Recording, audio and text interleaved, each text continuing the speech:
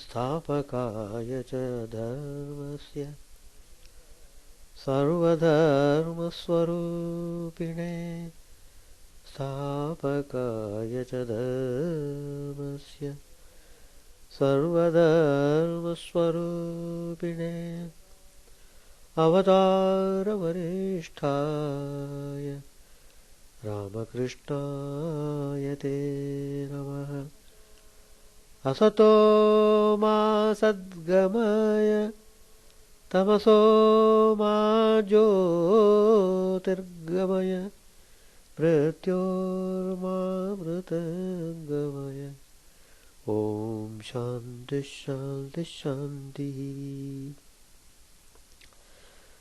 Let us offer our salutations to Sri Ramakrishna, the embodiment of all religions, the Supreme God incarnate, who came to establish universal religion. Let us pray to him to lead us from the unreal to the real, to lead us from the darkness of ignorance to the light of knowledge, to lead us from death to immortality. We have been studying Gospel of Sri Ramakrishna. We have chosen the topic, 3 essential keys for a successful, meaningful spiritual life.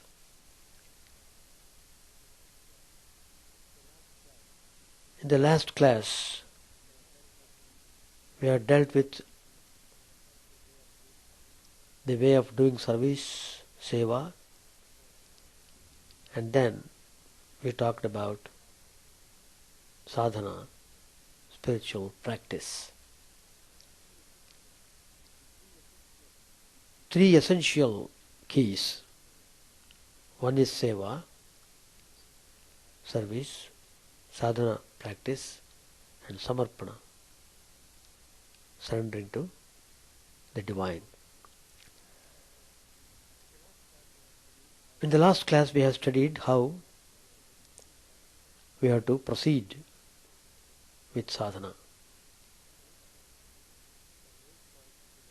There are 8 points to be noted while practicing sadhana. One is earnestness in sadhana. Second one is moral purity and spiritual aspiration, vital.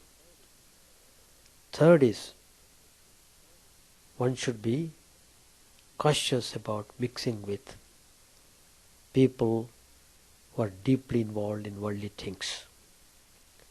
That is, worldly associations. Then, the spiritual journey.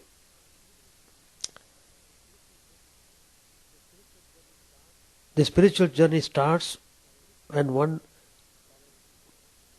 follows what I just said, all the 3 other steps: earnestness in sadhana, moral purity and spiritual aspiration, and to be aware of association. When these 3 are done properly, we become qualified to start spiritual journey.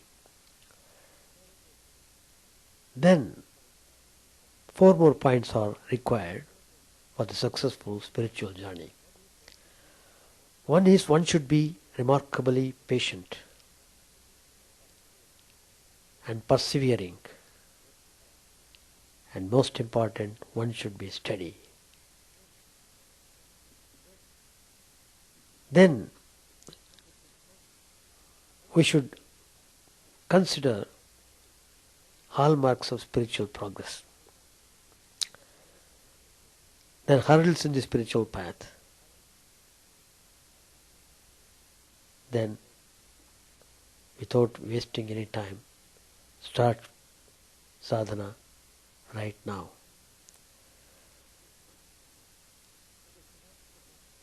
So Sri Ramakrishna has very emphatically stated in the Gospel of Sri Ramakrishna many times that our first priority to be is to realize the truth. All other things are secondary. Foremost priority must be given to the realization of the divine. So, one of the essential keys we studied, Seva.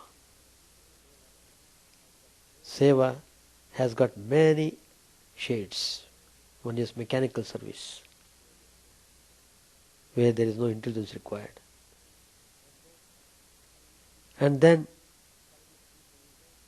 service people do in the world, such as social service and all types of services with monetary benefit. And the third one is spiritually oriented service. It is this spiritually oriented service that gives one remarkable peace and happiness. Not only that, it leads one towards the abode of divine. In a way, if we have the spiritual attitude, and if you observe thoroughly, sincerely, you will feel that the whole life itself is a sadhana. Life itself is a sadhana. That means we have to consider the life itself is meant for realizing the truth.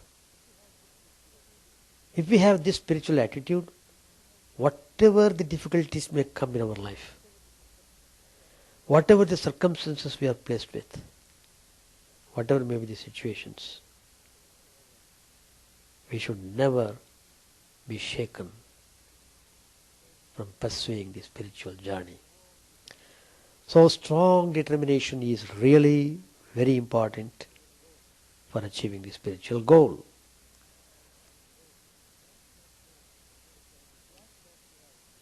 In the last class we have touched all the 5 points: earnestness in sadhana, moral purity and spiritual aspiration, and mixing with worldly associations, and spiritual journey. Then to be patient, persevering and steady. All these points we have studied in the last class. Today I am talking about hallmarks of spiritual progress.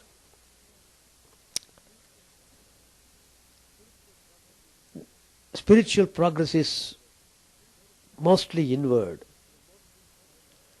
It is mostly silent and unseen. From outside you can't make out. It is like the quiet unfolding of a bud into a flower in the hours of the night. It is just like that.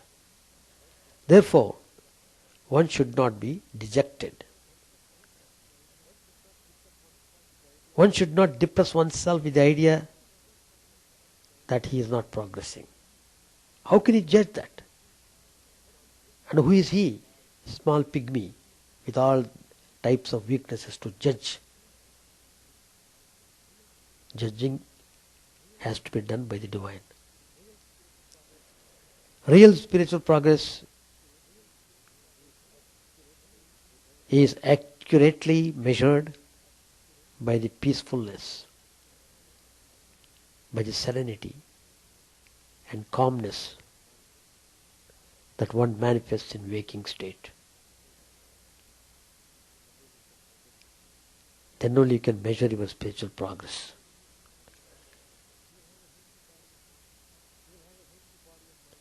You will have a healthy body and mind. The expressions will be scanty. The voice will be sweet. The face will be brilliant. And the eyes will be lustrous.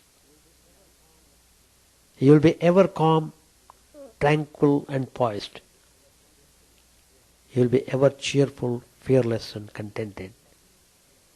You will be dispassionate and discriminative.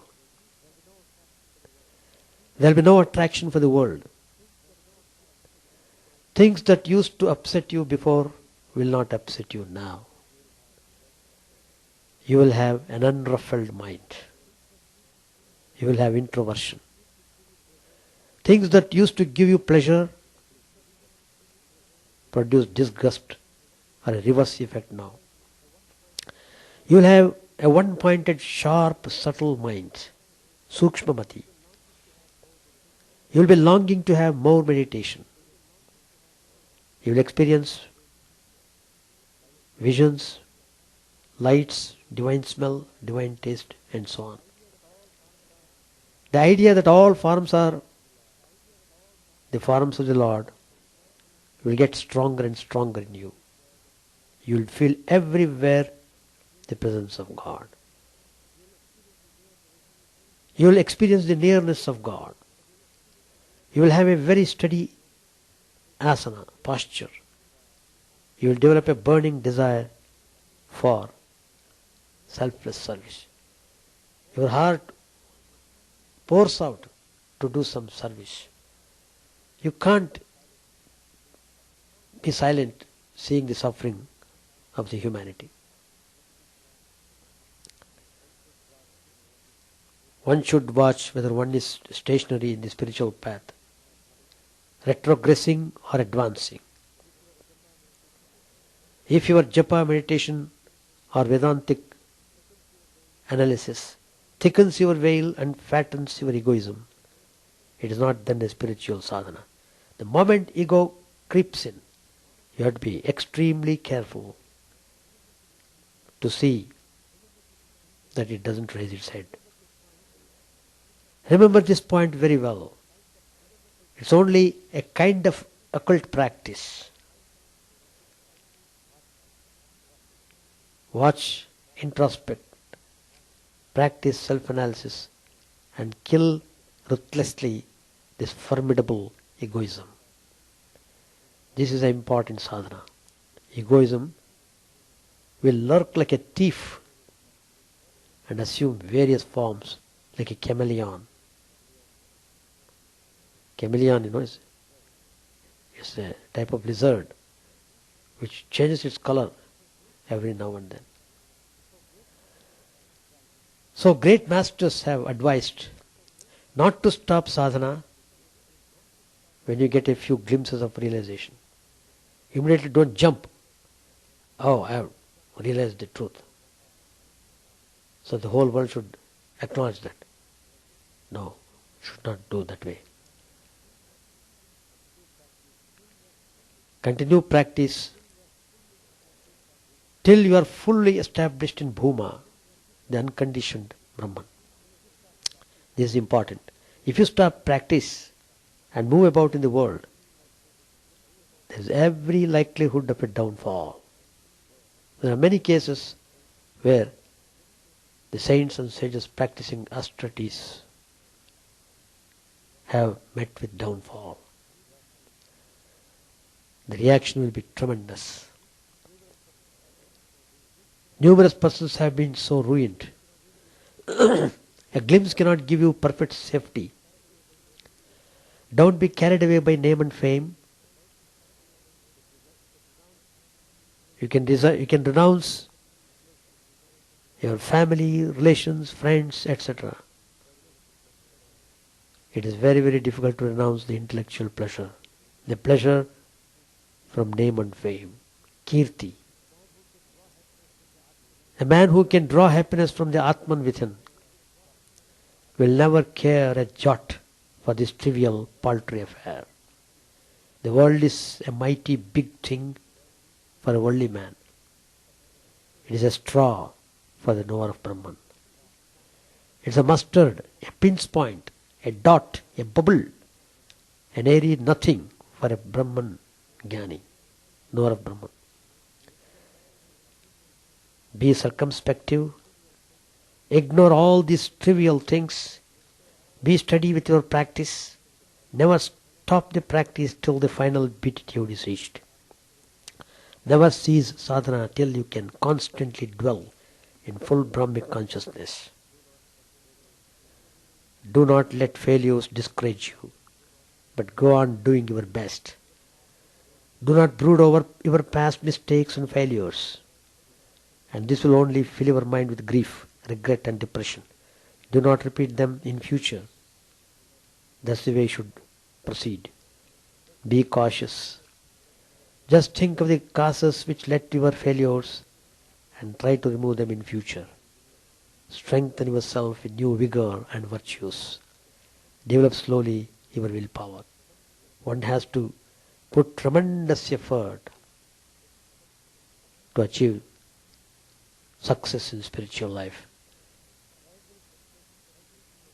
Every temptation that is resisted, every evil thought that is curbed, every desire that is subdued, every bitter word that is withheld, every noble aspiration that is encouraged, every sublime thought that is cultivated, adds to the development of will force, good character, and attainment of eternal bliss and immortality. Every bit of sadhana done is surely recorded without fail in your hidden consciousness. No sadhana ever goes in vain. Na kalyan kaschit durgatintata gacchati. Lord Krishna says in the Bhagavad Gita. Whoever has done good will never get bad result. No sadhana ever goes in vain. Every bit of it is credited immediately towards your evolution. This is the law of the nature, law given by the Divine Supreme. Think not negative thoughts, but calmly go on with the sadhana. Be regular at it.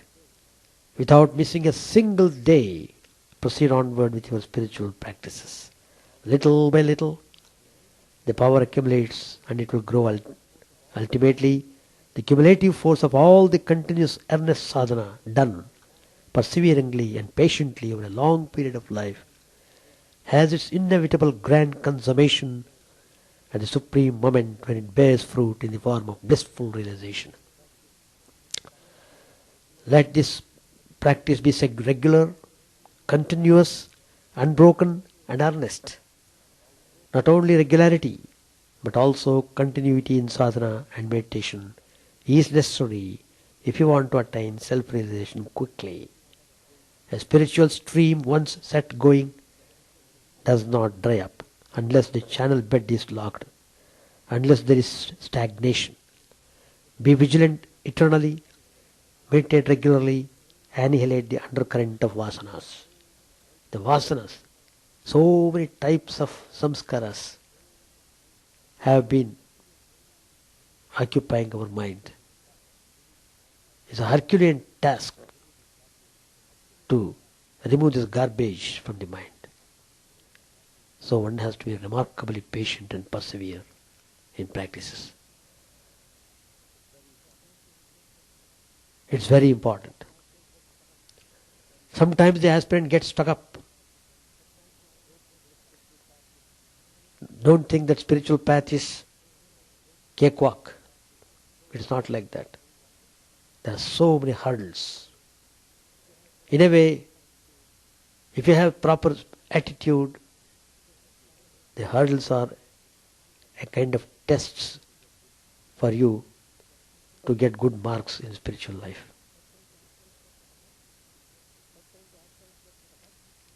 Sometimes the aspirant gets stuck up. He can't proceed further in his path. Sometimes he is sidetracked through siddhis, some occult powers, some miraculous powers, magic. He loses his way and walks in some other direction. He misses the goal. Sometimes he is assailed by temptations and various oppositions. Sometimes he gets false contentment. He thinks he has reached his goal and stops all sadhana. Sometimes he is careless, lazy and indolent. He can't do any sadhana. Therefore, the warning is, be eternally vigilant like the captain of a ship, like the surgeon in the operation theatre. Spiritual path is full of hurdles. You must become aware of this fact. Then you won't be surprised. And you will face these hurdles joyously. If you conquer one obstacle, another obstacle is ready to manifest. If you control the sense of taste, another sense organ is simply waiting to assault you with redoubled force and vigor. If you remove greed, anger is waiting to hurl you down. If you drive egoism through one door, it enters through another door. So, great patience, perseverance, vigilance, and undaunted strength are needed. We should cultivate them. Be firm and steady and steadfast. People will mock at you. Never react. Be silent. People will insult you.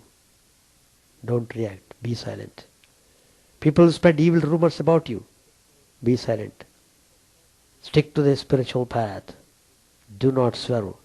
Seek the truth wherever it may be, wherever it may lead you to, and whatever be the cost and sacrifice.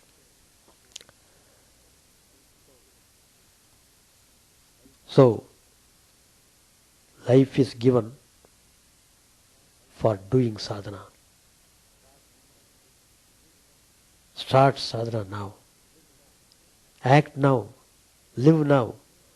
Know now. Realize now. Be happy now. Every death is a reminder. Every bell that rings says the end is near.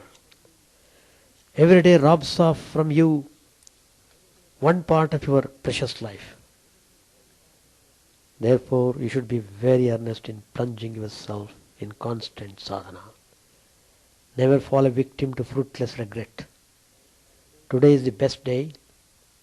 Today is the day of your new birth. Start sadhana now. With folded palms, bid goodbye to past mistakes and faults. You have learnt your lessons. March forward now. March forward with new hope, determination and vigilance. Wave not, fear not, doubt not. Do something substantial in the path of sadhana instead of wasting your time in idle pursuits and lethargy. You have infinite strength within you. There is a vast reservoir of power within you. Therefore don't lose heart. Obstacles are stepping stones to success. They will develop your will. Do not allow yourself to be crushed by them. Defects remind you of perfection. Sin reminds you of virtue. Choose the positive path. If you think I will take a bath when all the waves of the sea subside, this is not possible. The waves will never subside and you will never take a bath. Even so, if you think I will start spiritual sadhana or meditation when all my cares, worries and anxieties cease, when all my suns are fixed up in life, when I have ample leisure after retirement, this is not possible. You will not be able to sit even for half an hour when you become old. You will have no strength to do any rigorous tapas when you are in advanced senility. You must start vigorous spiritual practices when you are young. Whatever your conditions, circumstances and environments may be, then only you will reap a rich spiritual harvest when you become old. You will enjoy the everlasting peace of the eternal. Enlarge yourselves in service activity. Service, it has got great potentiality.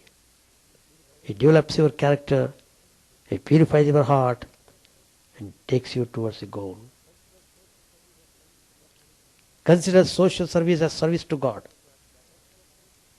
This is the best way to earn God's love. Love all and serve all. Your entire life will be sanctified thereby. Love is the essential factor. A person should strive to use every talent and skill they have, not only for their own benefit, but for the benefit of the whole world. Understand that society is the source of whatever pleasure one derives and whatever wealth one achieves in life.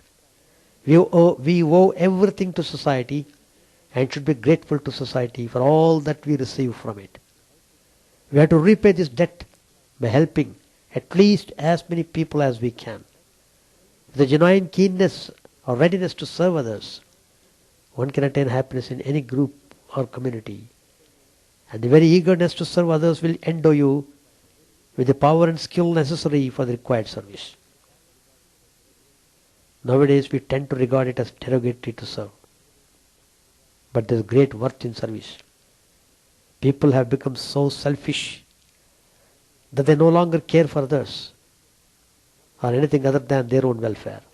When one constantly thinks only of one's own body, one's own comforts, one's own pleasures, one is a truly selfish person. The only way to cleanse such hard-heartedness is through service to humanity. Thus as Swami Vivekananda laid the foundation of service in the Ramakrishna order. Atmano mokshartam jagat dhitaya. Realizing the truth through the service of humanity. Only service, selfless service can encourage a person to reach the higher state of humanity. Selfless service alone gives the needed strength and courage to awaken the sleeping humanity in one's heart.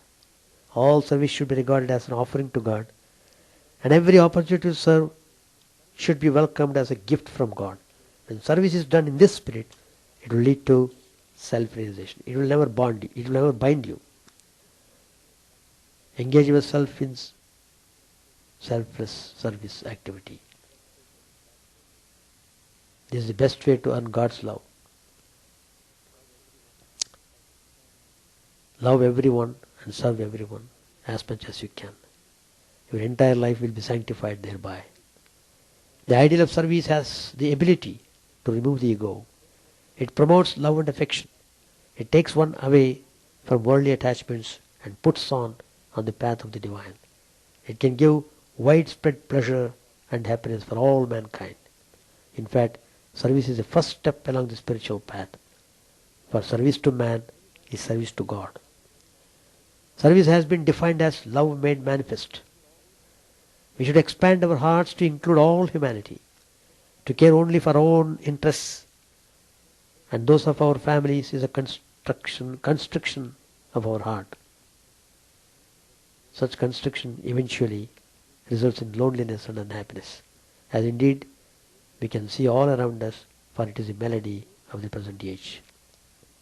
The cure for this melody is service. Service slowly and steadily broadens one's heart, bringing with it an unexpected feeling of happiness, and it begins to transform the community around us as well. The service activity, which one may at first have started with a certain reluctance, soon becomes a labor of love. One's heart has broadened to include others, and the more people one loves, the happier one becomes. This is a spiritual truth that we need to rediscover. Our service will have benefited others, but it will have benefited us also. When we serve another, we should remind ourselves that we are serving the divinity within that other. This is something that we frequently forget, for it needs a very big mental readjustment. We should not worry about it, just serve. But the very least that is demanded of us in this context is to respect the person we are serving. That includes respecting their beliefs. In fact, it means reaching their spiritual self through their beliefs, not ours. It means putting oneself in their shoes, cheering them up if possible, but seeing things from their point of view. We should always remember we are merely God's instrument. If you lift the hand to serve, to help, to console, to encourage another man, you are lifting it for God. Because in every man is God. Be of service to others. For whatever you give, it will be repaid thrice. How each time you felt that nothing but a miracle could save you, keep you alive, fill your Lord, save your son, stop a disaster. Has not that miracle happened? Divine guidance is always at the side of the giver. Every deed performed Do it in God's name. Every person who passes near your path, give them the sweetness of your smile.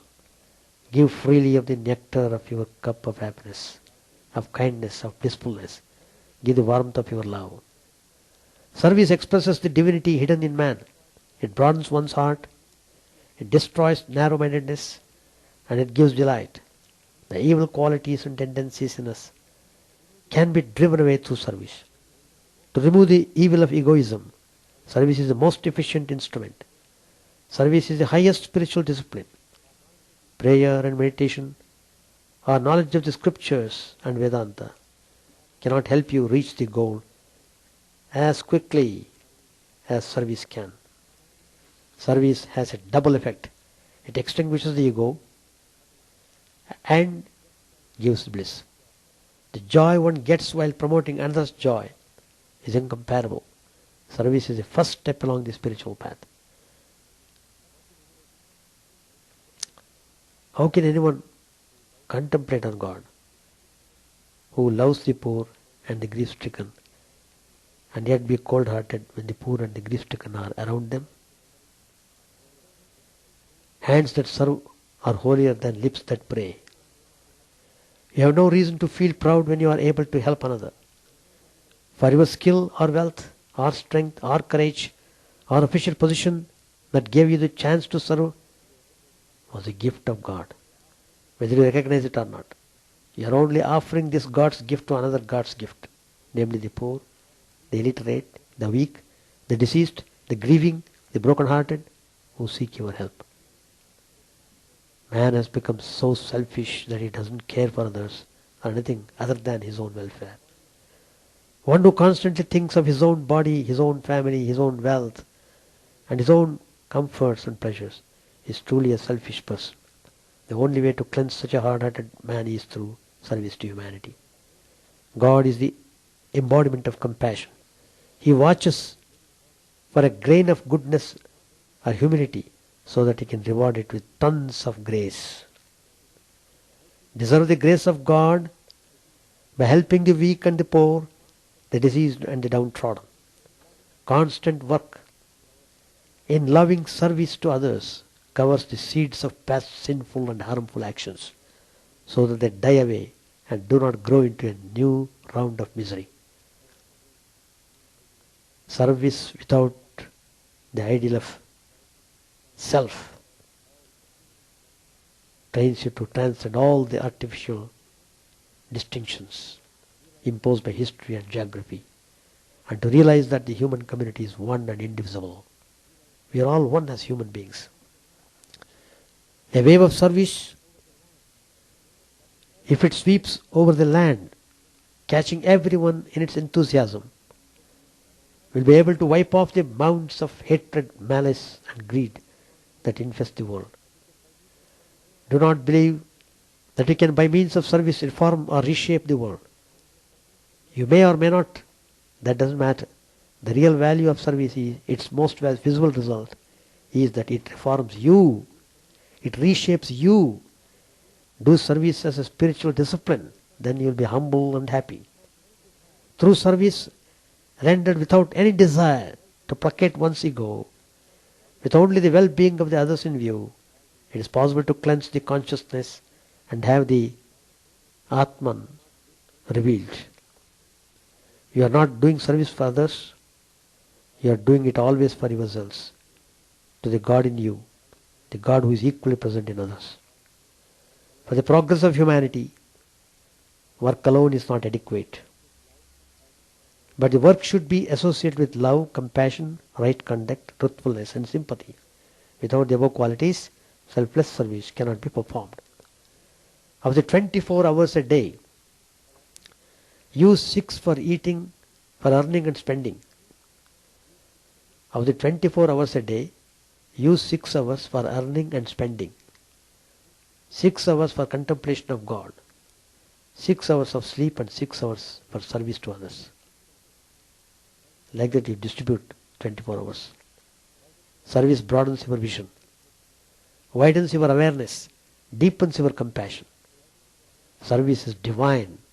It makes life worthwhile. Service is greater than meditation. Sacrifice is sweeter than engagement. Be good and serviceable. Be serviceable. Be useful. Be kind and be God-fearing. Swami Brahmanji says, work done with spiritual attitude, it is worship. Each act of service is a flower placed at the feet of the divine. Service to humanity is service to divinity. Share your joy, your wealth, your knowledge with others less fortunate. That is the surest means of winning divine grace. Serve others, for they are reflections of the same entity of which you are yourself another reflection.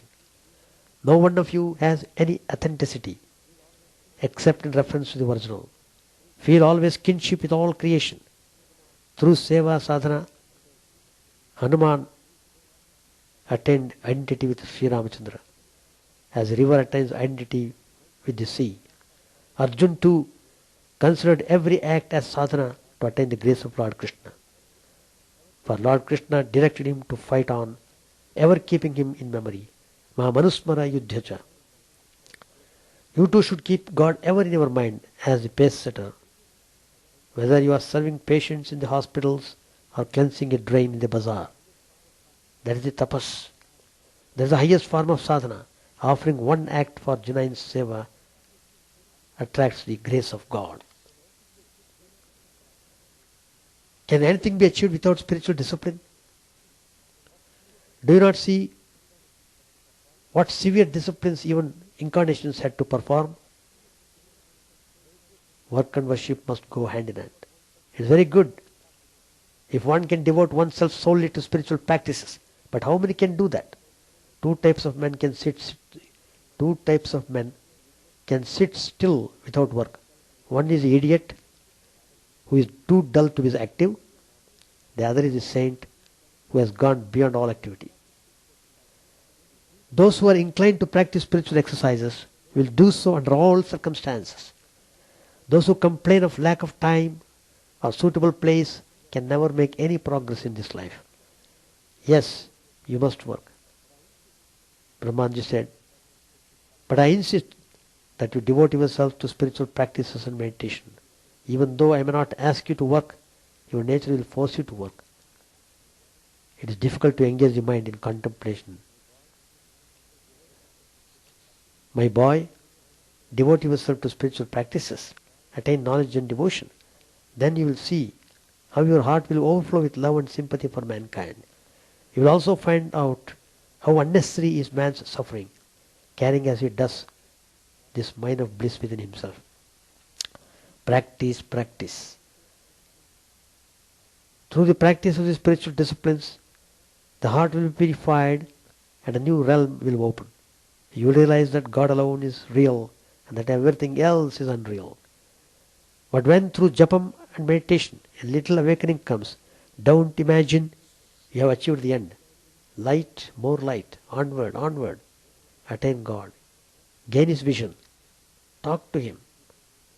You have to practice spiritual discipline in such a way that no matter what your circumstances may be, you will follow your regular routine. Once the mind tastes sweetness in the thought of God, there is nothing to fear. Now that a little of your mind goes toward the Lord, apply your mind and practice. As you practice, you will receive help. Sri Ramakrishna used to say, the mother supplies from her storehouse of knowledge. If you want to feel the heat of a fire, it won't do to stay too far away. You have to get closer to the fire in order to feel the heat. The aim of all spiritual practice is to destroy the sense of ego. Practice any spiritual discipline with faith and devotion. In the end, it will lead you to the same goal. What's the aim of spiritual practice? To know Him, to attain union with Him, the Divine Supreme. You practice meditation and japam. You progress a little. Then comes a period of dryness. It seems that the doors are entirely closed. At that time it is necessary that you stick to your spiritual practices with infinite patience. By so doing, you will find one day that all of a sudden the doors are opened What a great joy it is then in spiritual life. Many such thresholds have to be crossed. Do you think that there is any fixed catalogued price of so much austerity, so much japam, so much charity, etc. for God realization? None can force realization out of you. But if you don't keep up a regular spiritual struggle, you will not be able to hold the experience when it comes. Take the illustration of a man standing in the courtyard of a house. He wants to reach the roof, but instead of climbing the staircase step by step, he permits himself to be thrown up bodily. What happens? He is seriously hurt. So it is with spiritual life. One should follow the gradual path, for just as there are laws governing the physical world, so are there laws governing the spiritual world also. Free your mind from cravings and attachments. Practice spiritual disciplines and your mind will become pure and steady. You can't buy God. His vision comes only through His grace. Does this mean you should not practice spiritual disciplines? Certainly you must practice. Otherwise passions will create havoc in you. You may think, let us have yearning, faith and devotion first, then we shall begin our spiritual practice. But is that possible? Can we see the day before the break of dawn? When the Lord comes, love, devotion and faith follow Him as His routine. When the Lord comes, love, devotion and faith follow Him as His retinue. Nothing can be achieved without spiritual discipline. What tremendous austerities were practiced by Buddha, Shankara and others. What burning renunciation. Self-effort is absolutely necessary to success in spiritual life. Follow some spiritual discipline for at least 3 years, and then if you find you have made no tangible progress, you may come back and slap my face, says Swami Brahmanji in his eternal companion. In the beginning of spiritual life, it is very good to plan a different routine. A certain length of time should be given to the practices of meditation, japam and study. Whether you like it or not, follow your routine regularly. By so doing, you will gradually create a permanent habit. Perhaps now you do not enjoy meditating, but as you form the habit, you will come to the point where you will actually feel unhappy if you do not meditate. When you reach this stage, you will know that you have advanced along the spiritual path. There are so many divine experiences. How can I tell you of them all? Follow the spiritual path earnestly and sincerely. Through religious practices, the mind will become pure and you will understand many truths. There is no limit to them. Lose yourself in God. Try to meditate within the shrine of your own heart. What that shrine is will be revealed to you as you continue the practice. Somebody asked the question to Brahmananji, Sir, if the aspirant finds even a little joy in meditation, he is at once encouraged to proceed. Isn't that so? Brahmanji replied, True, but in the higher spiritual state, there is neither joy nor sorrow, pain or pleasure. Neither pain nor pleasure. Existence or non-existence. The joy that you speak of is only a help during the period of spiritual practices. The boat needs a favorable wind to reach its destination. But when it once arrives, it no longer matters whether the wind is favorable or not. Joy is like that favorable wind. It helps the aspirant along the spiritual path. The aspirant should first learn about the spiritual path from some great soul and then follow it methodically. If he proceeds haphazardly, he can't make such progress. And if he gives up entirely, the effort to begin again will be twice as difficult, but no effort is wasted. Lust, greed, anger, all gradually leave a man who practices spiritual disciplines. So spiritual disciplines, very essential. So about all this sadhana, one is seva and another is sadhana. The whole life itself is a sadhana, if you view it from a spiritual point of view. And then comes samarpan, the third factor most important key for the successful, meaningful spiritual life. Samarpan. That is ceaseless dedication to God and humanity. Total dedication. That is Samarpan. We should talk about this Samarpan in the next Tuesday class. Manmohan of Konnagar came in and took a seat after saluting the master. Sri Ramakrishna was still busy with the worship of his inner self.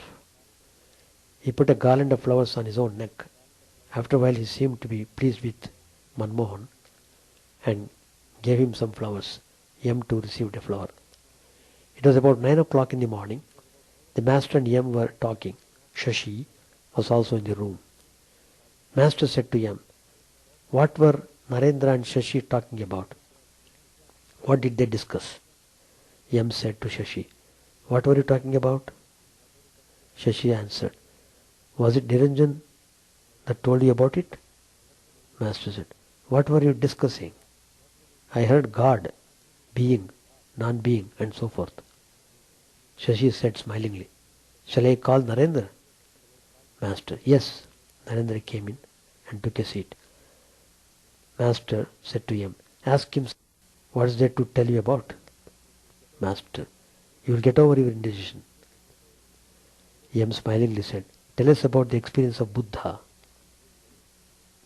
Narendra said, "Have you become a Buddha that you want me to talk about him?"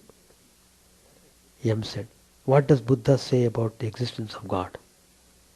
Narendra said, "How can you say that God exists? It is you who have created this universe. Don't you know what Berkeley says about it?"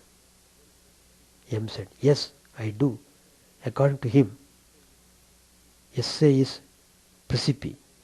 The existence of external objects depends on their perception. The world exists as long as the sense organs perceive it." Master said, "Nangta used to say, the world exists in mind alone and disappears in mind alone. But as long as eye consciousness exists, one should assume the servant and master relationship with God."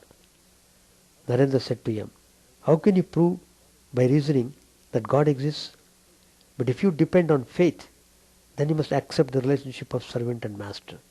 And if you accept that, and you can't help it, then you must also say that God is kind. You think only of the suffering in the world. Why do you forget that God has also given you so much happiness?" Sri Ramakrishna said, "How kind he is so to us. He has granted us 3 very great things: human birth, this yearning to know God, and the companionship of great soul." All were silent. Master said to Narendra, "I feel very clearly that there is someone within me." Dr. Rajendra Lal arrived and took a seat. He had been treating the master with homeopathic medicine.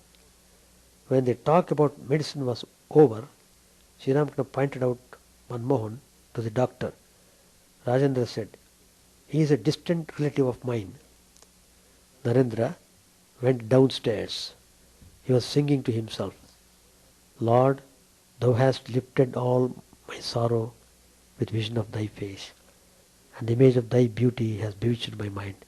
Beholding thee, the 7 worlds forget their never-ending woe. What shall I say then of myself, a poor and lowly soul?" Narendra had a little indigestion. He said to him, "If one follows the path of bhakti, then the mind comes down a little to the body. Otherwise, who am I? Neither man nor God. I have neither pleasure nor pain." We shall stop here. Any question to ask? Chant the name of the Lord and His glory unceasingly, that the mirror of the heart may be wiped clean and quench that mighty forest fire, worldly lust raging furiously within. Own name stream down in the moonlight on the lotus heart, opening its cup to knowledge of thyself. O self, drowned deep in the waves of His bliss, tasting His nectar at every step, bathing in His name, that bath for weary souls. Various are thy names, O Lord. In each and every name thy power resides. No times are set, no rites are needful for chanting of thy name. So vast is thy mercy, how huge then is my wretchedness, who find his empty life and heart, no devotion to thy name. O my mind, be humbler than a blade of grass. Be patient and forbearing like a tree. Take no honor to thyself, give honor to all. Chant unceasingly the name of the Lord. O Lord and soul of the universe, mine is no prayer for wealth or retinue. The playthings of lust or the toys of fame. As many times as I may be reborn, grant me, O Lord, a steadfast love for thee. A drowning man in this world's fearful ocean is thy servant, O sweet one. In thy mercy consider him as dust beneath thy feet.